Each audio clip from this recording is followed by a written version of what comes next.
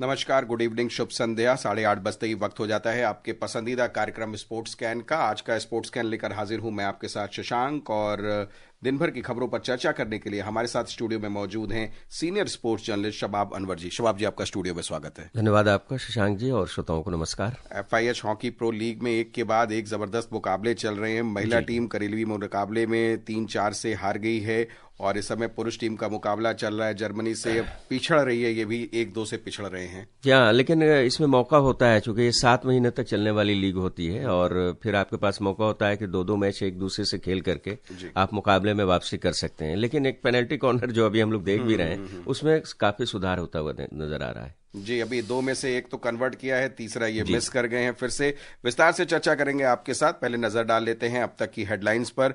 भुवनेश्वर में FIH hockey pro league में भारतीय पुरुष टीम का मुकाबला जर्मनी से जारी। महिला टीम करीबी मुकाबले में स्पेन से 3-4 से हारी।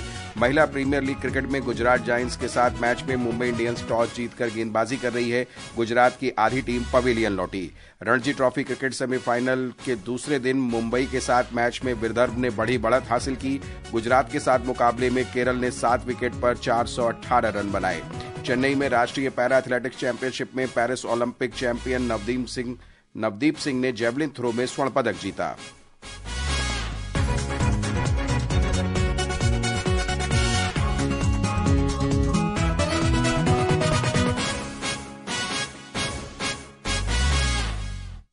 तो शुरुआत हम हॉकी से ही करते हैं। भुवनेश्वर में FIH हॉकी प्रो लीग में भारतीय पुरुष टीम का मुकाबला जर्मनी से हो रहा है। स्कोर अभी तक जो है वो जर्मनी की टीम 2-1 से आगे है, और मुकाबला बेहद करीबी चल रहा है। और आज तो हमने देखा कि गुरजंत ने जो है अभी 1 गोल किया है अब तक, लेकिन पेनल्टी कॉर्नर की कहानी बहुत ज्यादा चेंज नहीं आ रहा है उसमें। इसमें कोशिश तो की जा रही है, और कोच का भी ये कहना है कि पहले से काफी सुधार आ रहा है। देखिए, पेनल्टी कॉर्नर ठीक उसी तरह से जिस तरह से फुटबॉल में कॉर्नर होता है, दोनों का कन्वर्जन रेट बहुत पुअर है भारतीय परिप्रेक्ष्य में देखा जाए। पेनल्टी कॉर्नर अगर आप ले लेते हैं और उसे कन्वर्ट नहीं करते हैं तो आपने निश्चित रूप से गोल करने का मौका गंवाया है। लेकिन मिडफील्ड में अगर देखें तो काफी अच्छी हॉकी, काफी तेज हॉकी भारत खेल रहा है। और जैसा कि मैंने शुरू में बताया, और आप जानते भी हैं कि ये एक लंबा चरण होता है इस लीग का। 2-2 मौके मिलते हैं, और इसमें फाइनल से पहले कोई नॉकआउट चरण नहीं होता है। बाहर होने का शुरू में कोई खतरा नहीं होता है। तो अंक तालिका में जो सबसे ऊपर पहली टीम होती है वो चैंपियन करार दी जाती है। तो कुल मिलाकर ये देखा जाए कि जैसे जैसे खेल आगे बढ़ेगा वैसे वैसे हम दोनों वर्गों में देख सकते हैं कि भारतीय हॉकी में निश्चित रूप से जो त्रुटियां जिसकी तरफ आपने भी इशारा किया, जो हम लोग भी देख भी रहे हैं, उसमें सुधार आएगा जी। और महिला टीम की बात करें तो इससे पहले करीबी मुकाबले में भारतीय महिला टीम को स्पेन के हाथों जो है वो हार का सामना करना पड़ा है 3-4 से। भारत के लिए बलजीत कौर, साक्षी राणा और ऋतुजा ने गोल किए, लेकिन भारतीय टीम 2-1 से आगे थी तीसरे क्वार्टर तक, लेकिन उसके बाद जो है उन्होंने मैच अपने हाथ से खो दिया। देखिए, वो मोमेंटम बरकरार रखना काफी मुश्किल काम होता है, और उसी में असफल रही टीम। हालांकि एक समय तो ऐसा लग रहा था कि शायद स्पेन को काफी मुश्किल होगी इस मुकाबले में बने रहने के लिए, लेकिन आखिरकार उन्होंने जो उनकी जो स्किल और जो गति होती है उनके खेल की, उसका फायदा उठाते हुए उन्होंने ये जीत हासिल की। चलिए, अब पुरुष वर्ग में हमने जिस तरह से इंग्लैंड और भारत का जो मुकाबला आपने देखा होगा, बिल्कुल जो पेस था वो बाद में देखने को वहां भी नहीं मिला दूसरे मैच में। और पहले का अगर हम रुख करें तो दोनों ने स्पेन के साथ, पुरुष टीम ने स्पेन के साथ और महिला टीम ने इंग्लैंड के साथ जो है वो 2-2 मैच खेले हैं, लेकिन एक ही एक में जीत नसीब हुई है वहां पर भी। अभी अब देखा जाए तो इस मैच से पहले तक दोनों ही अंक तालिका में 8वें नंबर पर। चलिए, हॉकी से निकलते हैं, क्रिकेट का रुख करें तो महिला प्रीमियर लीग क्रिकेट में इस समय जो है मुंबई इंडियंस का मुकाबला गुजरात जायंट्स से हो रहा है। और जो ताज़ा समाचार है हमारे पास, वहां तक गुजरात ने 13 ओवर में 6 विकेट पर 79 रन बना लिए हैं। तो गुजरात की आज अगर हम बात करें तो बल्लेबाजी बड़ी बिखरी हुई नजर आ रही है। 43 रन पे ही 5 विकेट गंवा दिए थे। उसके बाद सबसे जो महत्वपूर्ण बात यह है, आपने भी देखा होगा कि जिस पर 4 विदेशी बैटरों पर, खिलाड़ियों पर जो दांव लगाया था गुजरात ने, वो बहुत जल्दी निकल गए, क्योंकि टॉप ऑर्डर में वो थी चारों। और दूसरी सबसे बड़ी चीज है कि मनोवैज्ञानिक दबाव शुरू होने से पहले ही मुकाबले था, क्योंकि 4-0 से आगे अगर देखा जाए गुजरात के खिलाफ WPL में मुंबई 4 मुकाबले इससे पहले हुए थे, चारों मुंबई ने जीते हैं। और ये मुकाबला भी लग रहा है कि मुंबई के पक्ष में ही जा रहा है। लेकिन जिस तरह से जो ऑक्शन हुआ था, आपको भी याद होगा शशांक जी, जिन 4 विदेशी खिलाड़ियों पर दांव लगाया था गुजरात ने, वो उनके काम नहीं आ रहा, और एक मरतबा फिर ये कहा जा रहा है कि शायद इसमें कुछ अगले वर्ष से तब्दीली की जाए कि कुछ जो हमारे अपने खिलाड़ी हैं उनको ज्यादा मौका मिले। ओके, अभी तक जो हम देख रहे हैं कप्तान एशली गार्डनर पे ही केवल केंद्रित दिख रही है गुजरात की टीम। पहला मैच उन्होंने करीब तक ले गई, दूसरा जिताया, और उसके अलावा उनको सहयोग मिलता हुआ नजर नहीं आ रहा है। बिल्कुल सही। चलिए, और उसके अगर पहले देखें कल क्या हुआ, तो कल रॉयल चैलेंजर्स बेंगलुरु ने दिल्ली कैपिटल्स को 8 विकेट से हराया।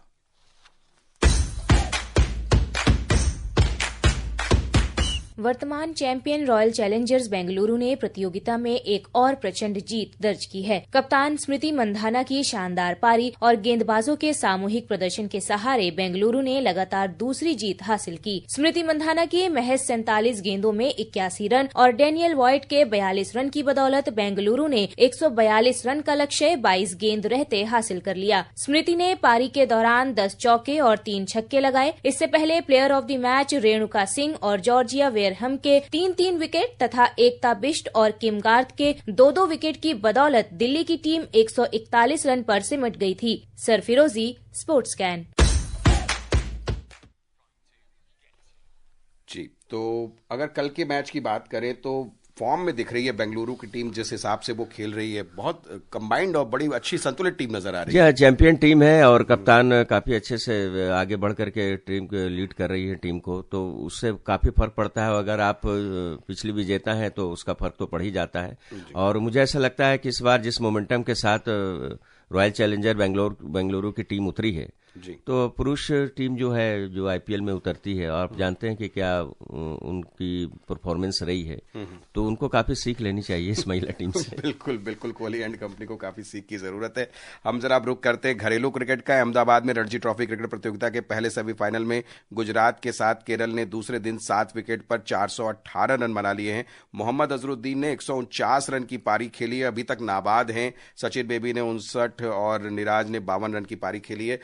स्लो बैटिंग कर रही है इधर केरल की टीम, लेकिन बड़ी सधी हुई पारी चल रही है उनकी कहीं ना कहीं। यहाँ देखिए, फाइनल जो होता है, सेमीफाइनल और फाइनल जो मुकाबला 5 दिनों का होता है, तो इसमें काफी समय आपके पास रहता है कि आप अच्छे से बल्लेबाजी करें। एक तरह का ये रणजी ट्रॉफी क्या है, भारत के मतलब नेशनल टेस्ट मैच है एक तरह से, अगर देखा जाए डोमेस्टिक क्रिकेट का, तो उसी अंदाज में बल्लेबाजी हो रही है और होनी भी चाहिए।